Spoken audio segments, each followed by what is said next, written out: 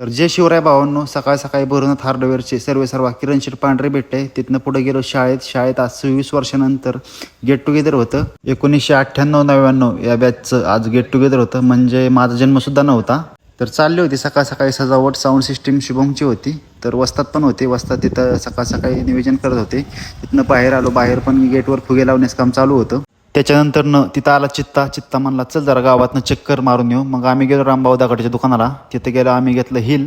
मग चित्ता आणि वाघ अर्धा हिल पेले. तेवढ्यात आमच्या मामाचा मुलगा भैया आला तिथे. भैया जरा लाजाळू स्वभावाचा आहे, तर भैया लाजत होता हिल.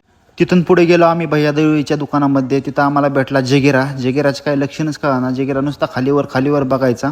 तर मला आला मित्राचा फोन, म्हणला गाडी बंद पडली. मग आम्ही गेलो दाजीच्या दुकानात गाडी घेऊन. तर दाजींनी बघितली गाडी काही चालू आहे ना. तिथून पुढे वाघ गेला साईडवर. बघितलं साईडवर काम किती झाले, काम चालूच होतं. मग वाघ पुन्हा गावात आला, कारण की आज 1999च्या बॅचचं गेट टुगेदर होतं. तर 26 वर्षानंतरनं आज पुन्हा एकदा त्यांनी शाळेतील जुन्या आठवणींना उजाळा दिला.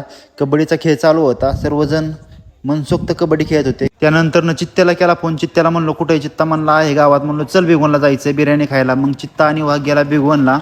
वाघाने काही काल बिर्याणी खाल्ली नव्हती. वाघाला काल शनिवार होता. मग वाघाने आणि चित्त्याने बिर्याणीवर ताव मारला मस्त, कारण की आजचा एक लास्ट दिवसच होता. कारण की वाघ आता पित्र होस तर काही खाणार नाही. आणि पित्र, गणपती, नवरात्र उत्सव असं सगळं सण एकदाच आल्यात. त्याच्यामुळे आता वाघ परत काय महिनाभर नॉनव्हेज खाणारच नाही. मग तिथून पुढे आम्ही निघालो घराच्या दिशेने. तर आजचा ब्लॉग कसा वाटला कमेंट करून नक्की सांगा. जय शिवराय.